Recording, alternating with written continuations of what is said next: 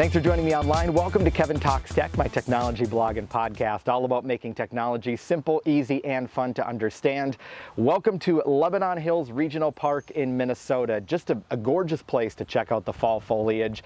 At the time of me filming this video, it's October, so the leaves are changing here in Minnesota. The perfect chance to get out and take some pictures, and if you have one, the perfect chance to take out a drone and capture some of that fall foliage. This is the DJI Air 2S. It came out in the earlier part of 2021. It's just a stunning drone in terms of image quality, video quality, build. I'm going to give you just a few thoughts about the drone here first, my initial kind of impressions and uses of it over the last months, and then we'll actually take it up for a test flight and show you some images. So right off the bat, it feels in your hand just like a real solid drone. I came from DJI's Spark drone, which I had for probably about 2 years, just kind of a real nice entry-level drone, but this one really takes things up a notch. So one thing you're going to notice right off the bat here is the nice form factor. The wings here actually, I don't know the technical term for propellers, wings, whatever it might be, they actually fold. So to get the drone actually to flying capability, you just unfold the top like this, flip it to the back side, these wings unfold like this. I was looking for a drone that was really nice for travel because I do like to take drones traveling, and so this gives you the ability to travel with it really easily. It also comes with a nice cover cap here too to cover the camera, so that way your camera doesn't, suffer any kind of dings or anything like that, or the gimbal doesn't get knocked off. So that's another thing I really like, and that comes off really nice and easy here too with just a little pull. The drone itself is stunning, so just kind of a few stats about it. It does do 5.4K video at 30 frames per second.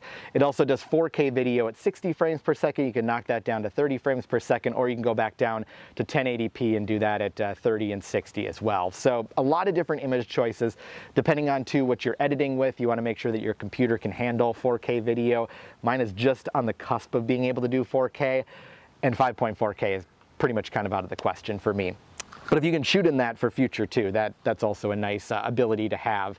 So you've got that, you've got the 20 megapixel camera, which is included on the drone as well. It takes absolutely stunning pictures.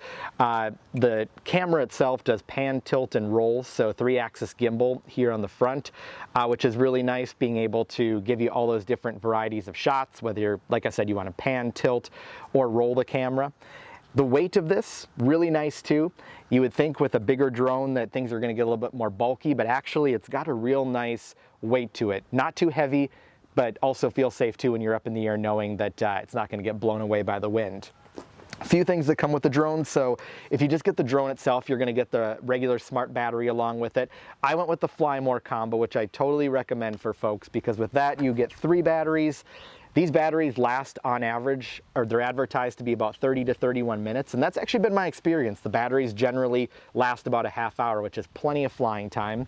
I don't have the charger with me, but the charger is basically a single slat like this, and each battery will fit on the slat. The only kind of downside to that is that each battery charges one at a time. So you do have to account for battery charge time. What I actually do to get around that is I've got a plug-in in the car, kind of a separate unit that I bought, and I'm able to plug my charger in there if I'm traveling.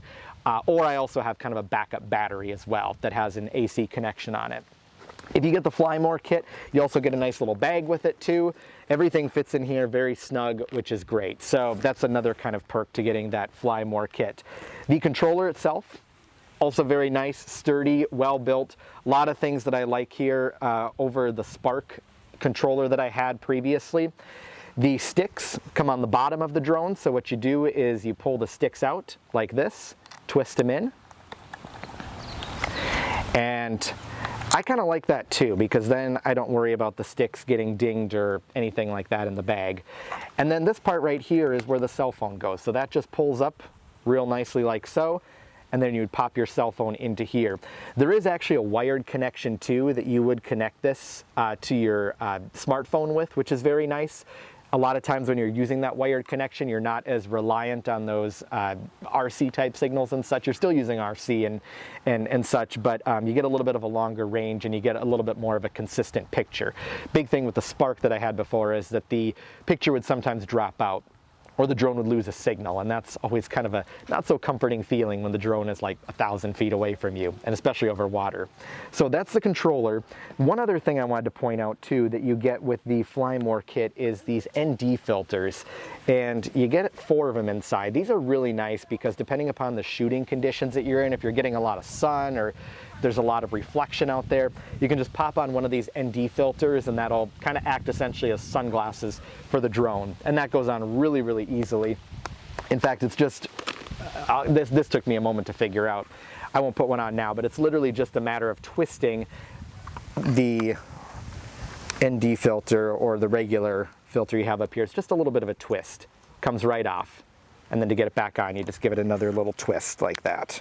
So. A few other things just to highlight before we take our flight here in a moment. Drone does great performance. There's a few different modes that you can go in here on the drone. There's a cinema mode, a normal mode, and a sport mode. So cinema is going to take the drone in a much slower type of speed. That's going to give you those nice kind of more dramatic shots.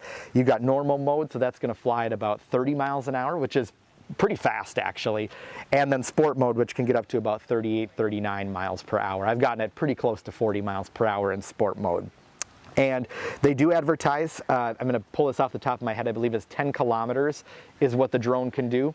And I've gotten it quite far. I think I've only gone up to 1,300 feet. I know it can go more, but just the situations I've been in, that's as far as I've taken it. So great drone, like I said. There are a few other settings too that you can change within the DJI app to give you smoother turns, give you smoother pans, tilts, rolls, that kind of thing. I do recommend changing those. Right now at this particular moment, I don't have exact settings on that, but you can head to kevintalkstech.com. I've got some more information there about how you can go and change those particular settings. So with that, let's take a flight because I know you're curious to see this thing's capabilities. I'll go ahead, I'll give you a little tutorial of the setup as we're doing this, and we'll see what this thing can do. All right, so we're getting ready to fly the DJI Air 2S drone now here at Lebanon Hills Regional Park. Very easy to do and get this thing set up. All you need to do is plop in the smart battery, locks into place real nicely. Double check that you've got a full battery or enough to fly at least for a little while just by pushing the button on the front. You would normally have this cap on the front. I've already taken it off during the previous part of the video, but you would take that off, make sure you don't fly with this because that's going to allow the camera to rotate. And then it's just a matter of turning the drone on. So you just tap this part right here. The drone's going to activate. And then after that, we're going to turn on the actual controller itself just by long pressing the power button. And we'll set the drone right here on the ground. And then it's just a matter of getting the phone ready to fly as well. So I have a case on my phone that I can't fly with, so I always have to take that off. We're going to stretch this part out.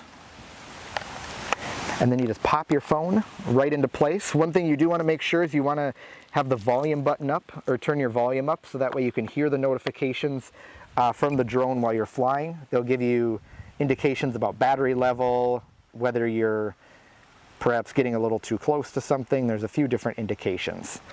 And then you'll want to make sure to plug in the smartphone cord into the back. That's going to connect the drone to the controller.